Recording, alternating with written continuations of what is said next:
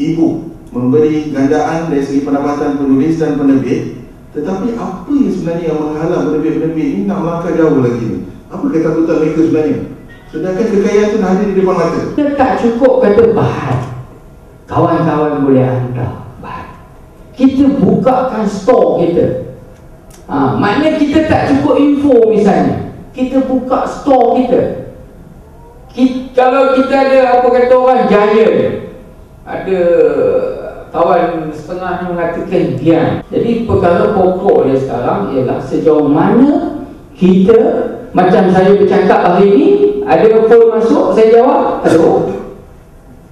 Ini juga proses sama. Bermakna e-book ini tidak ada limitation. Sambil kita mengarang, kita tak cukup bahan, kita Skype aja dengan kawan-kawan dekat Australia ke London ke, please send us a copy of photographs, misal of something, always something lah, let's say. Kalau kajian ilmiah misalnya untuk kajian sarjana, saya tak berpeluang nak fly kata, I have no time to fly to British Library. You can Skype your friend over there in London, ask them, please go to the British Library, minta ini sekian. Dia boleh ambil gambar atau snap aja, atau kamera dekat tu, dia online kat kita. Jadi ini ialah proses pengumpulan data, sangat penting. Of course we cannot, no longer we can cheat the public. Today the information flows very fast. Sama dengan bersih lah kan, segala-galanya semua bersih. We cannot, no longer can we tell them, look, tak laku, tak laku. Atau siapa, ini bukan dia yang buat, orang ni yang buat. Tak boleh lah, because everything recorded. Ada yang kamera yang akan ambil gambar-gambar tu. Super macam kita ni nak cerita banyak tak boleh. Apa yang kita lakukan setiap saat, setiap waktu direkam. Jadi sekarang ini begitu juga kamera ada di depan mata kita. Kita nak kata tak, kita tak cakap begitu. Jadi menunjukkan apa? Intelijen kita ni, intelijensia, IQ kita tak boleh nak define, kita tak boleh nak menafikan IQ orang lain. Kita tidak boleh memperbodohkan orang lain. Di sini, di zaman itu, no more years yang tahun-tahun yang mana kita boleh memperbodohkan orang. Di sini satu finding dia. Kalau orang tu boleh diperbodohkan, memang bodoh sangat orang tu. Memang kata orang tak tahu sangatlah. Tetapi zaman teknologi canggih hari ini, adanya internet, adanya jalur lebar, adanya iPad, adanya handphone yang canggih, yang boleh ambil gambar, yang boleh merakam apa yang kita cakap. Malah kita boleh command. Ada handphone kita cakap, hello, I want to talk to Wak Nahar. Wak Nahar. Handphone terus, okay, Wak Nahar online. Ada handphone yang ini Apple, you dah rakam, siap dengan gambar apa semua. I want to talk to Zamri ataupun Zamri. Zamri terus keluar, which Zamri? Kalau terlalu banyak Zamri adalah Yati kata. Yati kota buku kata. Okay, only one kota buku Yati. Jadi menunjukkan apa? Kecanggihan teknologi hari ini, kita sudah tidak boleh memperbodohkan orang lain, dan kita juga tak boleh memperbodohkan diri kita. In other words, we must take advantage, taking advantage out of this, the goods development. Kalau last time Napoleon Hill berkata, taking advantage out of adversity. Maknanya di tengah-tengah kesengsaraan orang, di tengah-tengah keadaan yang tak baik untuk orang, itu ada peluang. Misalnya ekonomi Amerika jatuh, the downfall of the US economy. It is an opportunity for us in Asia to develop our economy.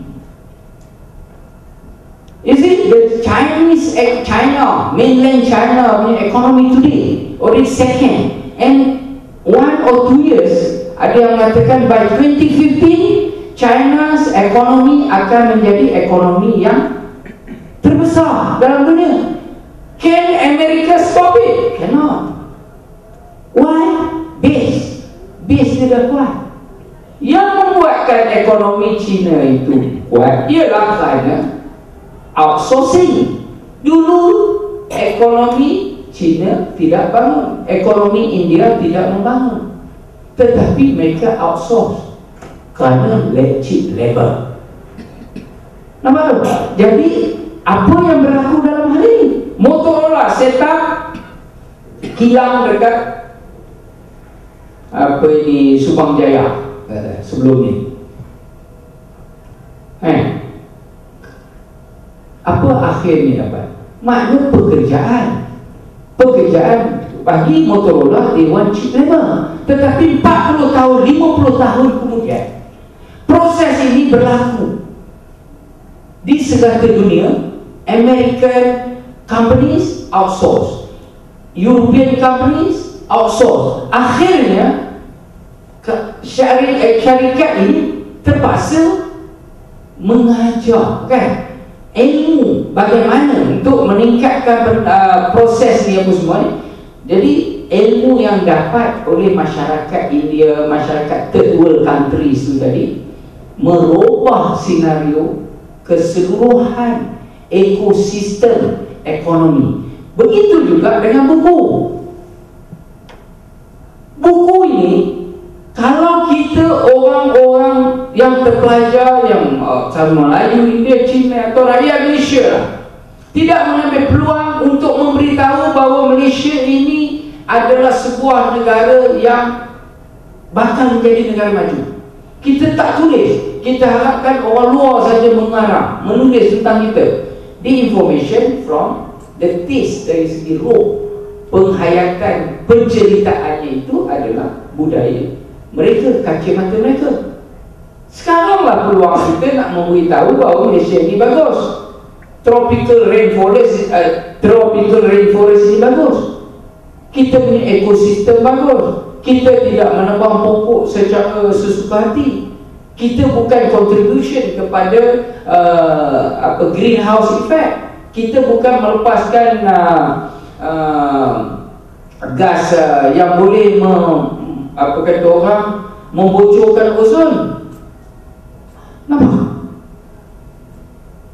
Jadi di sini, ini semua ilmu yang boleh kita bukukan.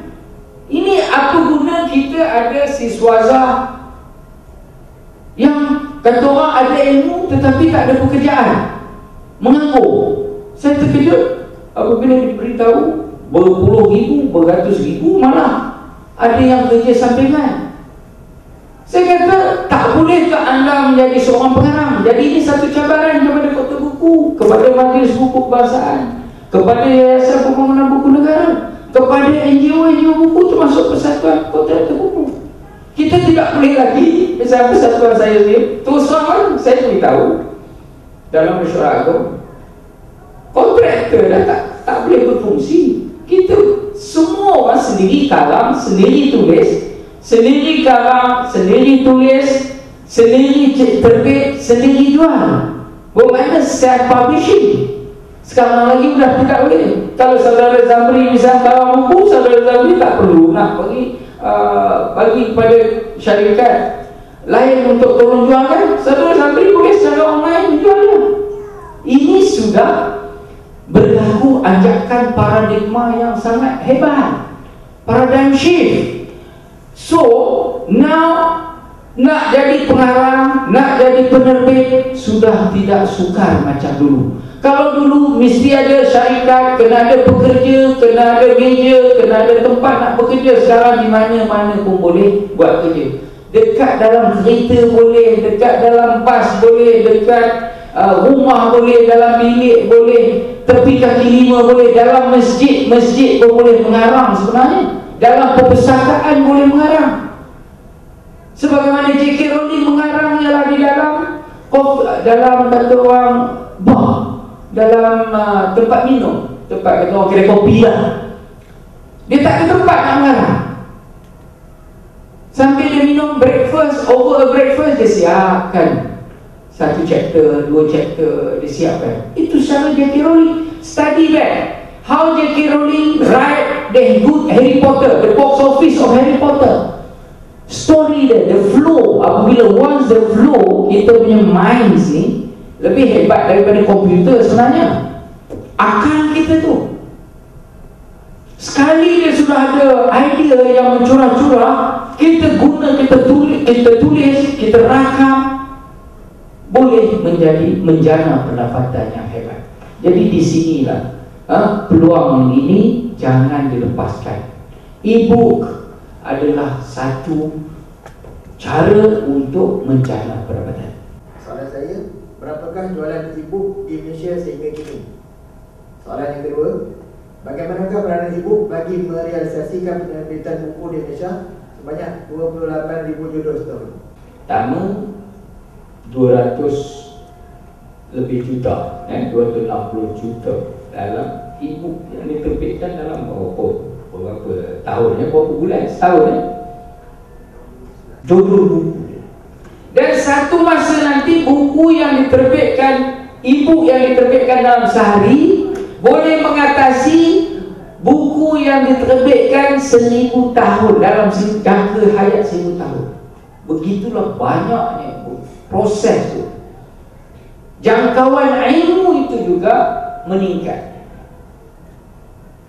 The flow of the information, the flow of the education flow. Universiti online kita banyak, Open University banyak. Jadi proses pembelajaran juga dengan sendirinya meningkat, dengan sendirinya memudah cara, make simple. Jadi nak belajar hari ni tak ada masalah. Nak buat basic degree, ijazah sarjana, nak buat PhD, berapa banyak pun boleh secara online. Unstoppable. Boleh bayar secara online. Boleh dirahsiakan lagi. Boleh letak atas pelbagai nama. Yang penting ilmu. Jadi ini ialah satu cabaran. Bagaimana kita nak menggunakannya dengan positif, kebaikan. Benda itu baik sehingga dia menjadi tidak baik. Komputer itu baik sehingga dia menjadi tak baik. Yang menjadikan baik atau tak baik itu ialah kita. Jadi sejauh mana pula buku e-book ini diterbitkan di Malaysia? Kalau dunia 260 juta, tapi di Malaysia juga sekarang meningkat. Cuma yang masih memonopoli penerbitan ini ialah toke-toke, syarikat-syarikat tertentu, syarikat-syarikat besar.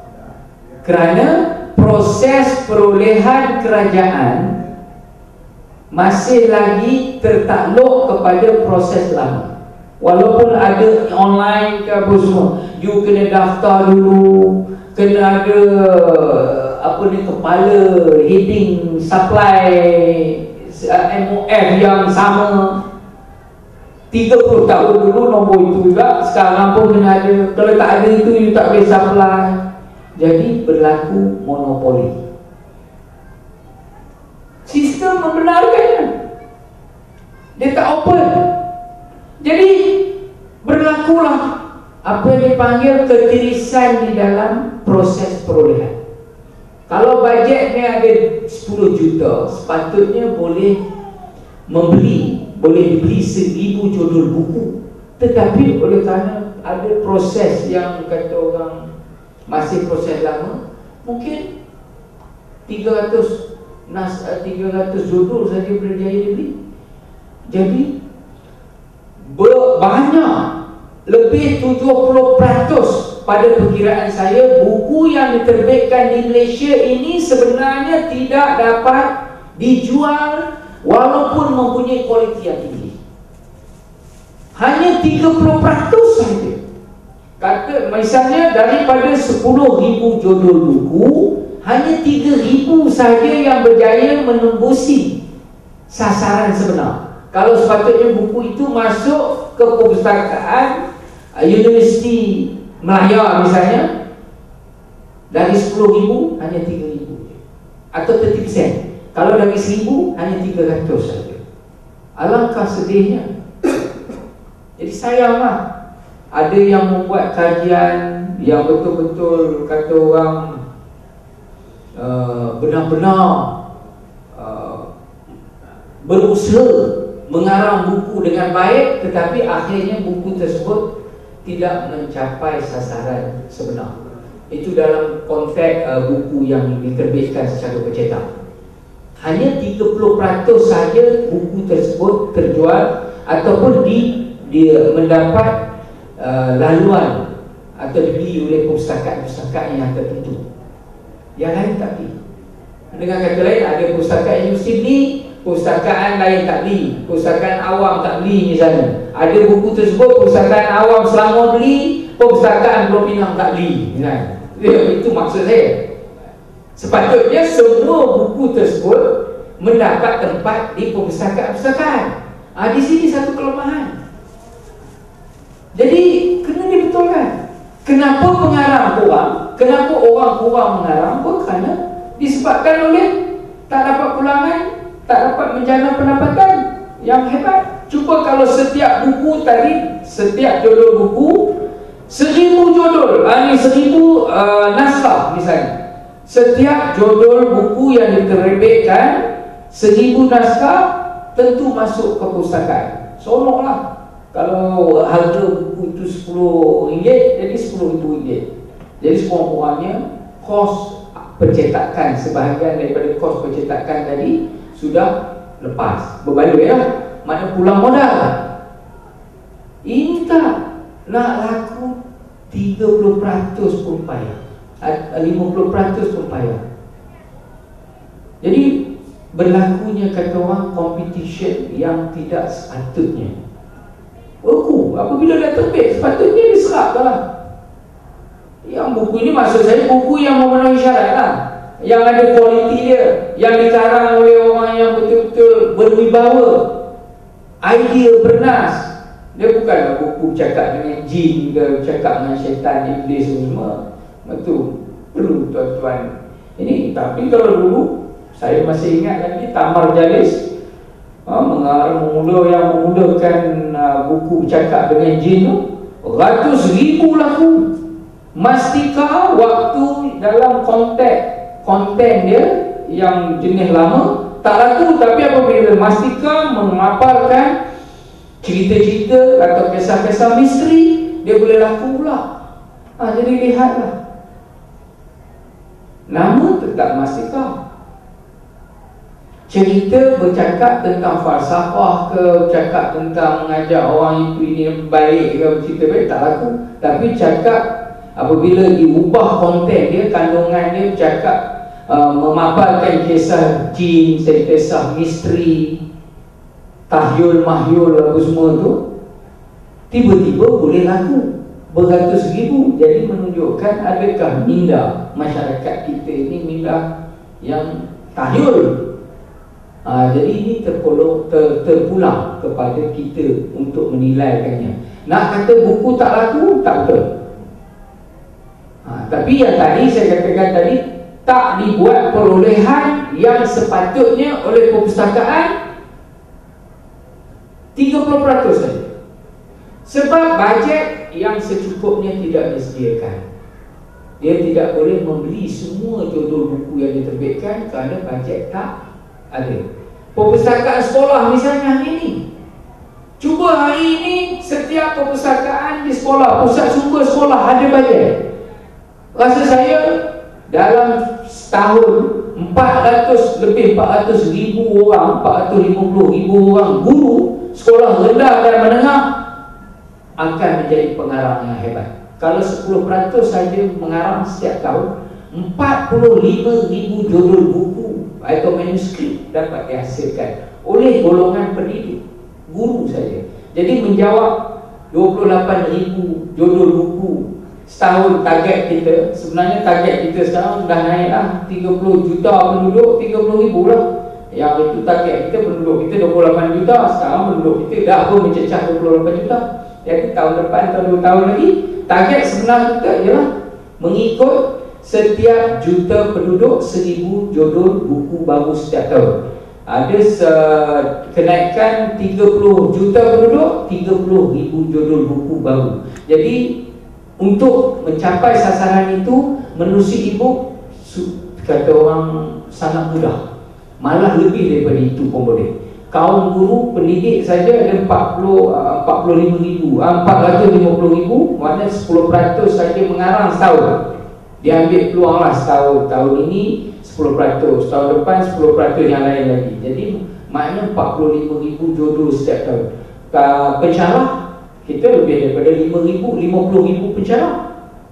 Jadi IPTS. Jadi justru itu soal untuk menghasilkan manuskrip tak susah. Untuk sama ada diterbit secara printing atau diterbit secara online e-book, itu ialah pilihan kita, pilihan masing-masing, ataupun kedua-duanya sekali. Jadi banyak di Malaysia sekarang ini ada penerbit yang sama, dia mengarangnya di dalam bentuk dicetak, dan ada juga pada tahap yang sama menerbitkannya secara online. Ya. Terima kasih. Saya ingin juga satu penjelasan. Kita sibuk bercakap pasal 28,000 soal penerbitan, soal e-book. Bagaimana pula dari sudut menggalakkan membaca dalam kalangan masyarakat Malaysia? Cukupkah sahaja PNM buat aktiviti, atau adakah satu persatuan juga menjalankan menggalakkan membaca itu sendiri? Kita ada banyak buku, tapi kalau tak baca pun tak laku kan? Jadi bagaimana? Bila kita cakap secara online ni, dengan ada YouTube apa semua kan? Jadi persoalannya kempen membaca di Malaysia ni sebenarnya, perkara ini harus berlaku secara intensif di sekolah-sekolah. Melentur aur, melentur buluh dia daripada rebung, ya, lentur aur daripada rebung. Jadi kempen membaca dalam suasana hari ini, dengan ada komputer, dengan kita cakap e-book, teknologi baru, internet, adanya apa kata orang broadband, jalur lebar, perkara pokok sekarang ni, rajin manakah rakyat atau masyarakat kita membaca? Itu soalannya. Sejauh mana kita ni rajin membaca? Sejauh mana kita ini suka kepada buku? Sejauh mana kita suka kepada konten? Sejauh mana kita suka kepada ilmu? Jadi dalam hal ini kita harus mengambil satu jalan tengah. Soal kempen membaca di dalam era teknologi hari ini, dalam teknologi maklumat ada e-book sekarang ini, kempennya ialah daripada bangku sekolah dan kemudian di pusat-pusat pengajian tinggi. Misalnya saudara Khalid, misalnya dia ada tokek buku dari UTM misalnya. Ya. Jadi sejauh mana kempen membaca dilakukan? Sejauh mana sukanya rakyat membaca? Itu dua soalan yang sepatutnya ialah ni umpama irama dengan lagu lah, tak dapat dipisahkan. Yang nak dikempen untuk membaca itu ialah masyarakat yang mana dia pasti pergi ke sekolah, dari tadika, sekolah rendah, sekolah menengah, kemudian pergi ke college, ke IPTA, IPTS, jadi sarjana. Kemudian habis belajar, sukakah dia membaca lagi? Tadi membaca kerana nak menuntut ilmu, nak lulus perisa. Tetapi budaya membaca itu sejauh mana diterapkan? kekal di dalam sanubari, menjadi kata orang mendarah daging di dalam kehidupan seharian. Ini ialah sejauh mana masyarakat itu dididik balik kepada asal. Maknanya dari tadikanya, daripada sistem pembelajarannya, sekolah rendah, sekolah menengah, sejauh mana dididik pentingnya membaca, cara menyendiri, menelaah sendiri, mengkaji sendiri, bukannya kata orang spoon feeding. Di Malaysia hari ini masalah kita ialah terlalu banyak subsidi lah. Nak lulus periksa ilmu, cara-cara menjawab peperiksaan, soalan peperiksaan nak lulus tu pun disubsidi.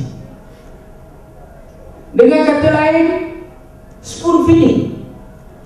Kalau misalnya dia tu patut dapat C lah, tapi kerana tahun itu nak dapatkan terlalu ramai A, direndahkan markahnya. Ini satu open secret.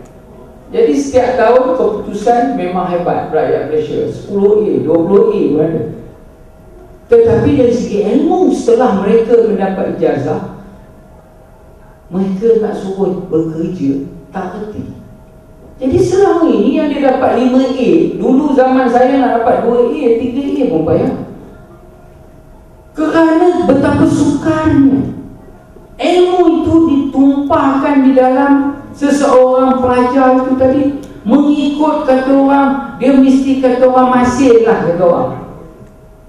Tetapi hari ini touch and go style. Jadi budaya membaca ini memang bukan kerja PNM semata-mata. NGO memang kita setuju sangatlah bersama MBKM, bersama MAPIM, apa semua. Kita harus menggerakkan satu cara baru menjalankan kempen membaca. Kempen kita mudah, kena balik ke sekolah. MBKM sebagai satu jabatan di bawah Kementerian Pelajaran, kita harus kempen balik ke sekolah. Kita harus terapkan ilmu itu di sekolah-sekolah. Sejauh mana murid-murid sekolah, pelajar kita dapat ilmu itu, adakah benar-benar ilmu itu menyerap? Kan? Ikan ni kalau dia hidup dalam air, dalam laut, dia tak masin. Tetapi setelah dia mati, taruh garam, sekejap dia jadi masin. Ilmu itu harus sebati. Jadi sistem pembelajaran harus menerapkan berapa buku yang dibaca oleh seseorang pelajar itu. Tahun darjah 1 berapa, darjah 2 berapa, darjah 3 berapa. Ini juga sehinggalah ke peringkat universiti harus ada kata orang check and balance dalam hal ini.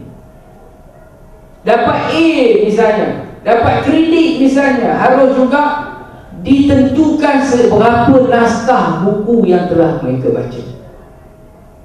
Perlu ada di dalam sistem kali ini membantu. Dan akhirnya apabila mereka sudah sebati, setiap tahun mereka perlu baca 5 buku, 10 buku, 20 buku, 30 buku. Apabila mereka telah tamat bangku sekolah, telah keluar daripada alam persekolahan, kemudian setelah keluar daripada pengajian di universiti, dah dapat ijazah apa semua, dia sudah sebati dengan membaca dan membaca. Dia tak membaca tu rasanya something wrong lah, something tak cukup, tak lengkap hidup dia kalau tak membaca. Jadi dengan cara ini barulah kita dapat mewujudkan masyarakat yang benar-benar suka membaca, masyarakat yang berilmu dan suka membaca. Kita ada masyarakat yang berilmu kemudian tutup pintu, bermakna kita tak mau sebarluaskan ilmu kita. Kita ada pengalaman, kita diam saja, kita tak mau tulis, kita tidak mau orang lain berkongsi. Apabila mati, apabila qalu, selamat. Dengan ilmu-ilmu tu pun padam. Jadi di sinilah kelemahan. Buat ilmu apa benda masyarakat kita orang Melayu ni, ampun maaf,